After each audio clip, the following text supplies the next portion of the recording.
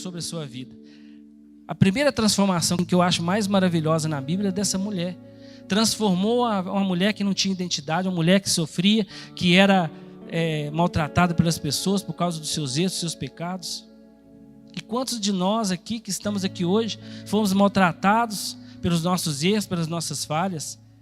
Mesmo depois que nós entregamos a vida para Jesus, mesmo depois que nós entramos nas águas, batizamos, muitas pessoas ainda vêm lembrar daquele erro seu do passado, jogar na sua cara aquilo. E como que essa mulher sofreu? Ela teve, Jesus passou, mudou a rota, saiu do caminho dele para poder exatamente naquele minuto encontrar com ela. E no dia que Jesus encontrou com você, ele também fez a mesma coisa. Ele mudou a rota, ele saiu do caminho, ele encontrou, sentou do lado, usou a pessoa certa para falar com você, até que você decidisse de verdade. O Christian fala toda quinta, eu falo para os adolescentes, todo domingo lá em cima. Falo de arrependimento, falo de salvação, falo de pecado, falo que Jesus está voltando. Falo de rede social, falo de tudo. Porque nós temos que falar. E nós temos que falar para as pessoas entender que você vem na igreja todo domingo, você vem na igreja toda quinta, passa um ano, passa 15 anos. E aí você precisa deixar Deus usar você lá fora. Você precisa de trazer as pessoas para conhecer o Deus que você conhece. Esse Deus que mudou a rota, o caminho para poder encontrar com você. Amém? E eu notei que Jesus mudou a rota. Jesus foi naquele lugar exatamente para mudar a vida dela. E Jesus foi exatamente naquele lugar para mudar a sua vida. Por isso que você está aqui hoje. Amém? Outra pessoa que Deus transformou tem em João capítulo 8.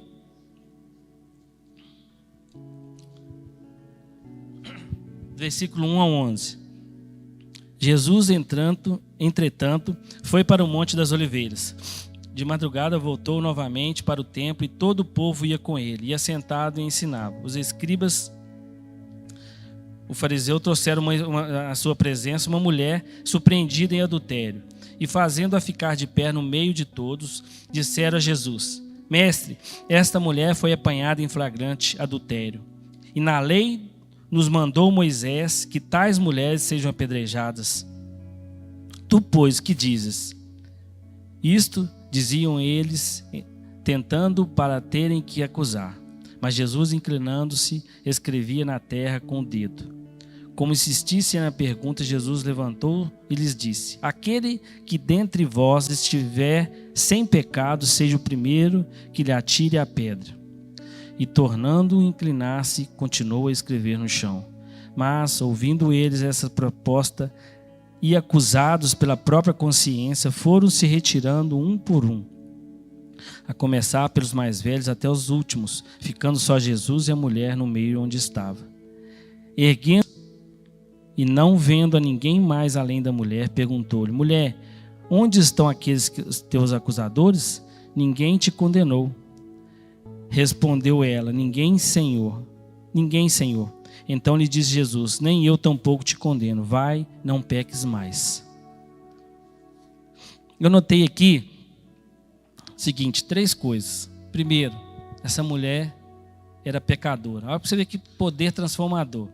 A mulher foi pegada em flagrante adultério. Ela era uma mulher pecadora. A gente, lá no meu trabalho, as pessoas falam: fulano de tal. Ó, você pode falar o que for. Eu não sei, eu não vi ele fumando, eu não vi ele bebendo, eu não vi ele fazendo isso. Eu não posso falar. Ó. Como que eu vou falar? Para mim ele é gente boa, ele me cumprimenta, dá bom dia para mim todo dia. Amém? Agora, às vezes as pessoas estão querendo sair, às vezes as pessoas estão querendo viver a vida dela, porque você tem tudo, porque o Pai te deu a parte que é sua. Se você tem um carro, se você tem uma casa, se você tem uma conta bancária boa, se você tem roupa boa, se você tem tudo que você tem, porque o Pai te deu. Aí você pega aquilo que Deus te deu e sai: eu vou viver minha vida do meu jeito. Só que às vezes você não perde nada que o Pai te deu, mas às vezes acontece algo com você fisicamente.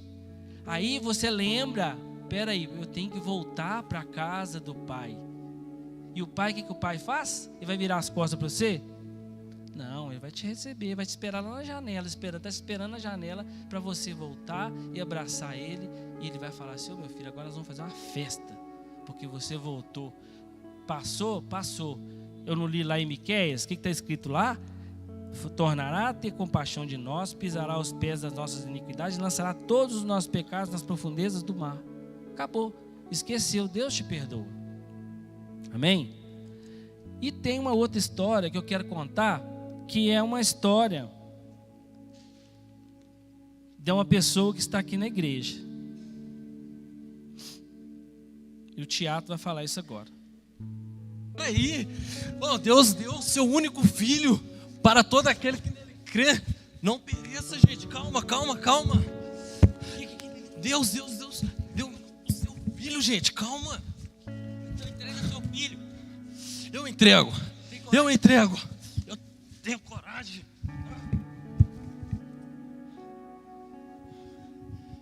Vem aqui, meu filho.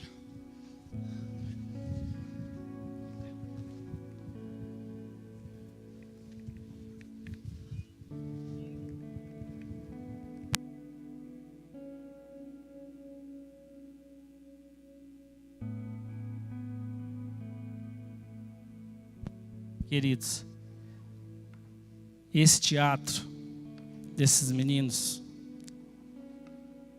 essa pessoa sou eu, é você, que deveria estar no lugar dele. Mas o que Deus fez?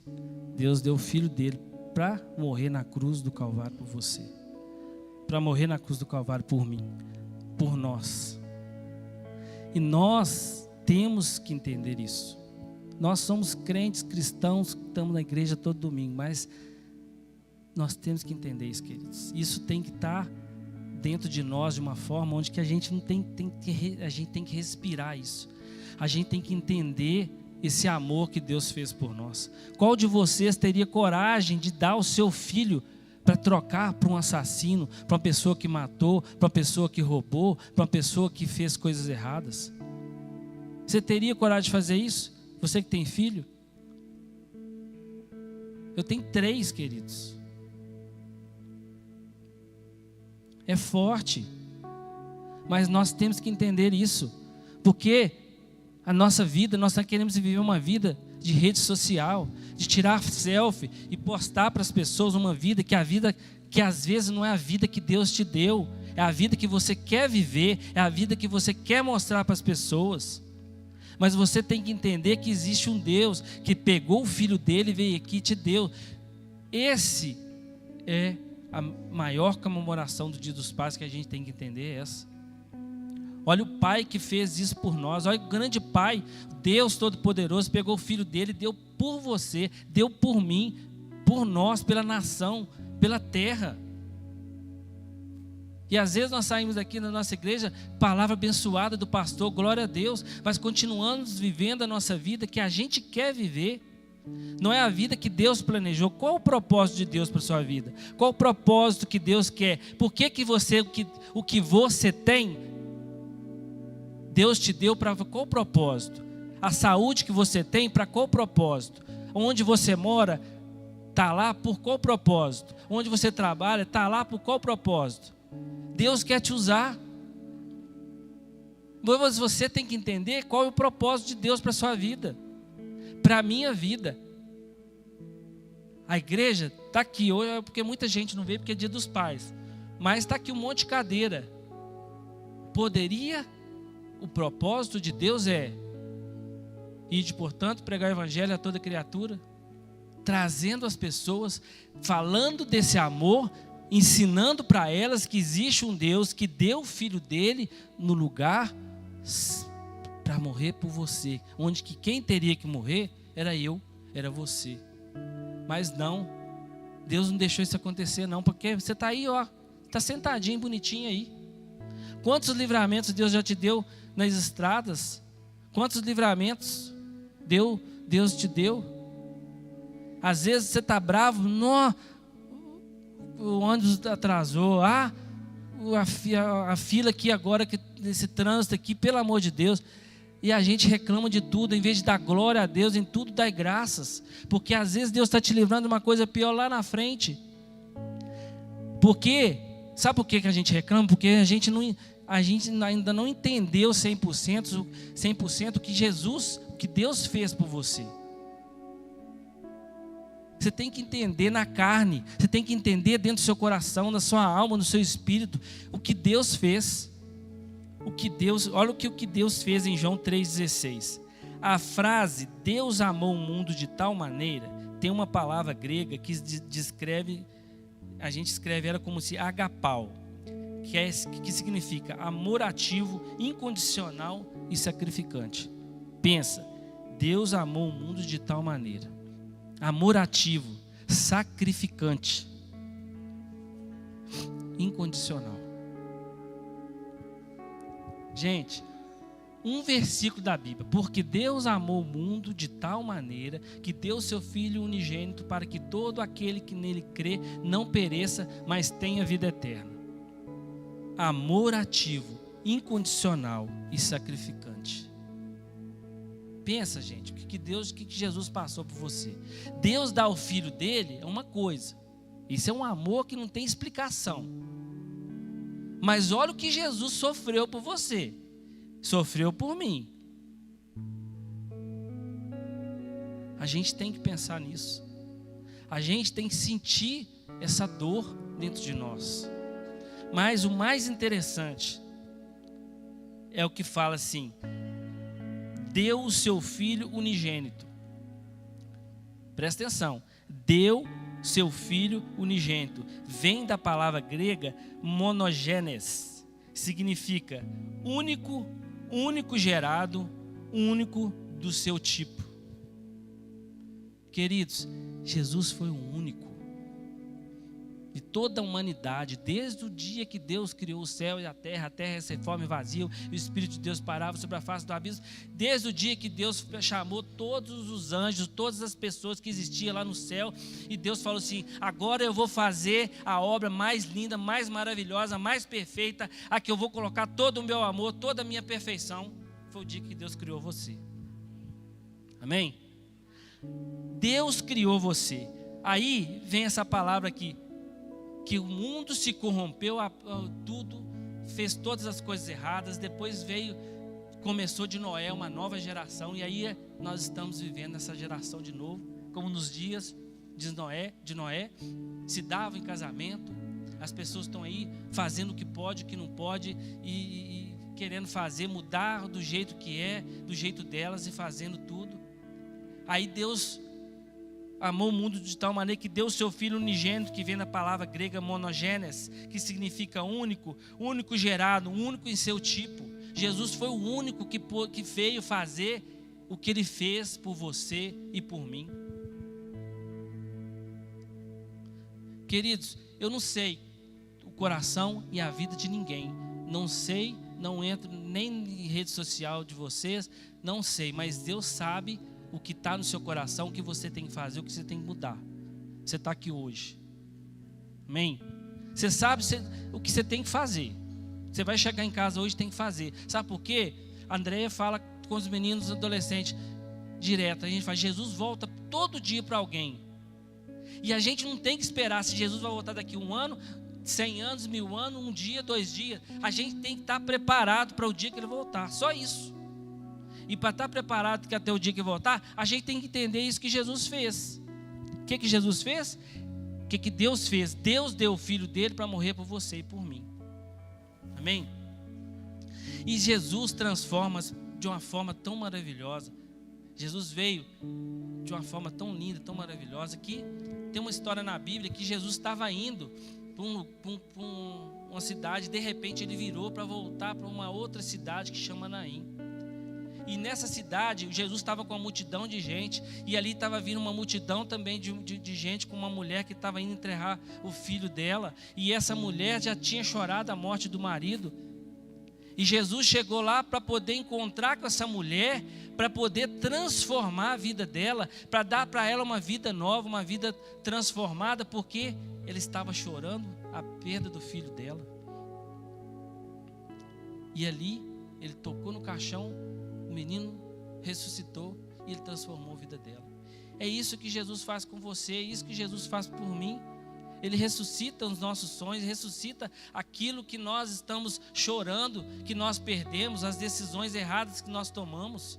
Ele quer fazer isso com você, que às vezes tem coisas aí que você precisa de restaurar, precisa de transformar, precisa de ressuscitar os sonhos que às vezes que você começou lá atrás e não consigo fazer.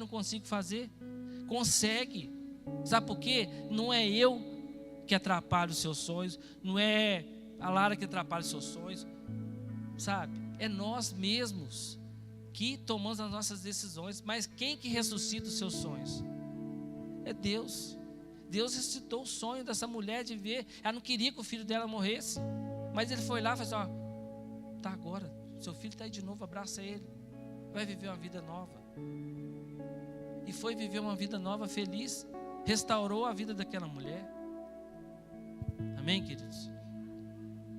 Aquela mulher que sofria 12 anos, gente, todo mundo sabe dessa história. A mulher sofria 12 anos com problema de hemorragia.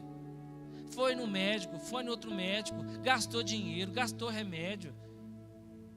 Se fosse nos dias de hoje, vendeu apartamento, vendeu casa, vendeu carro, vendeu tudo que tinha, não tinha mais nada, gastou com todos os remédios, gastou com todos os médicos, toda a cirurgia, fez tudo que tinha que fazer, não conseguiu. Mas Jesus foi lá restaurar os sonhos dela, restaurou os sonhos dela. Como? Ele sabia que aquilo ia acontecer, porque Jesus sabe de todas as coisas.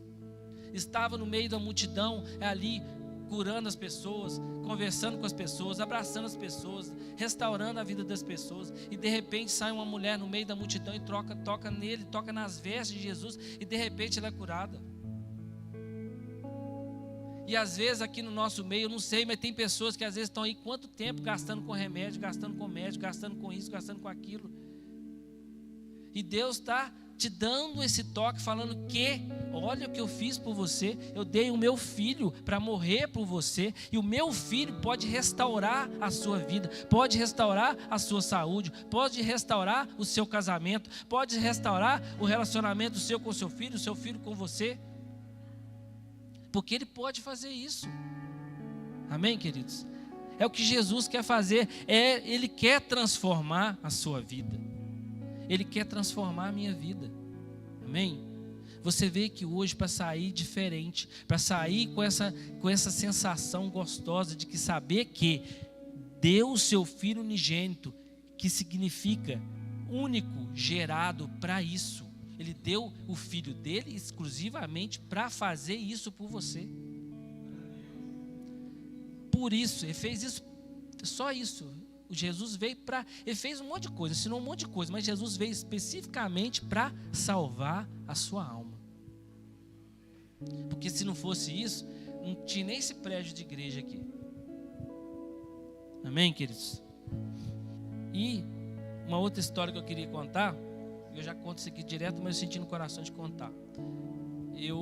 Às vezes tem algumas pessoas que não me conhecem, tá? Eu nem falei, a Fabiana falou, meu nome é William. Mas em 2007, a minha filha estava na barriga da minha esposa.